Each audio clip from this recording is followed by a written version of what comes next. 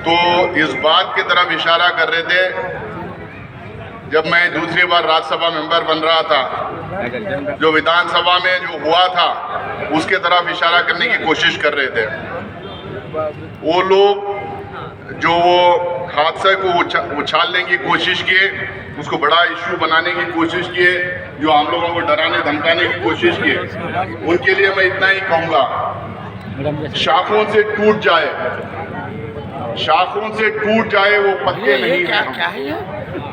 शाखों से टूट जाए वो पत्ते नहीं हैं हम। आंधी सी कोई कह दे कि औकात में रहे। उसके बाद बहुत सारे लोग, कुछ पुराने ऑफिसर जो रिटायर्ड हुए हैं, जिनको भारतीय जनता पार्टी अपने काम पे लगा रखी है, वो लंबी चौड़ी चिट्ठी वाइस प्रेसिडेंट ऑफ इंडिया को लिखे कि इनके साथ ऐसा हादसा हो गया था, तो इनका वोट नहीं लेना, इनका वोट दिलाना नहीं चाहिए, इनको चार्ज नहीं देना चाहिए, इनको राज्यसभा से दूर रखना चाहिए। मैंने जब कुछ कहा नहीं, मुझे पता है कि क्यों कर रहे थे, क्योंकि मेरे 6 साल का जो कार्यकाल था राज्यसभा में, जिस तरीके के मुद्दे मैंने उठाया था, CAA NRC पे जो पहला सवाल मेरा था, जो 14 महीने दिल्ली के बाहर जो किसानों का आंदोलन चला, उसमें पहली आवाज मेरी उठी थी, जिसको मुझे सस्पेंड किया गया था। लेबर कोड्स वाला मामला, ट्रिपल तलाक वाला मामला, ये तमाम मुद्दों को जो हम लोगों ने उठाए थे, उसको लेके वो चाह रहे थे कि मैं राज्यसभा में दोबारा ना जाऊं। तो मैं दोबारा आ गया, ओथ भी लिया और 6 साल के लिए इंशाल्लाह रहूंगा और आप लोगों की आवाज भी बनूंगा। तो जो लोग नहीं चाह रहे थे, जो लोग नहीं चाह रहे थे, उनके लिए ये शेर है, हर हकीकत को मेरी खाक समझने वाले, हर हकीकत को मेरी खाक समझने वाले, मैं तेरी नींद उड़ाने के लिए काफी हूँ। आज हमारे बीच बेंगलुरु नॉर्थ के MLA, गुलबर्गा नॉर्थ की MLA मोहतरमा कनीज फातिमा साहिबा, हमारे छोटे भाई मुस्तफ़ा बाबा साहब गूड़ा के चेयरमैन और छोटे भाई मदर खान साहब,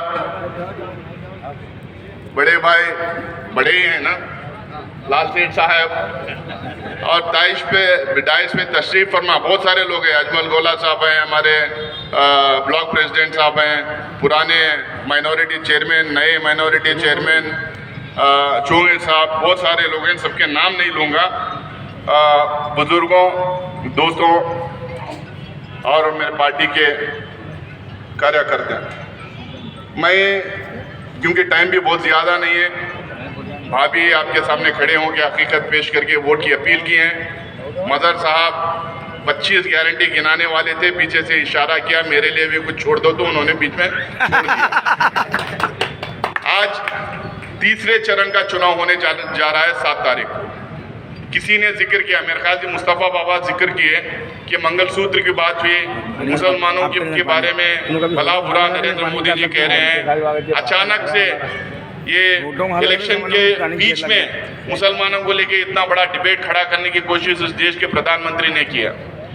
आप तमाम लोगों को ये सोचने की जरूरत है, इसने अचानक ये मुसलमानों वाला मुद्दा क्यों लाया, मंगलसूत्र का मुद्दा क्यों लेके आया, क्यों इन्होंने कांग्रेस की मैनिफेस्टो में मुसलमानों की बात है, माइनॉरिटीज की बात है करके ये मुद्दा इन्होंने उछाला, क्यों इस देश के लोगों को फिर से एक बार डिवाइड करने की ये कोशिश ये कर रहे हैं।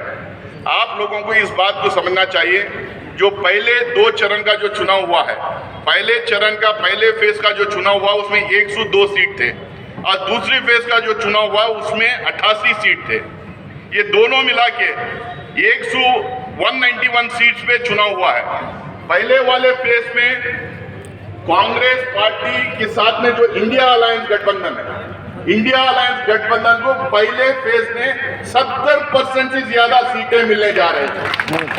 आज दूसरे फेज में 65% से ज्यादा सीटें हमें मिलने जा रहे हैं। ये इंफॉर्मेशन इस देश के प्रधानमंत्री को है।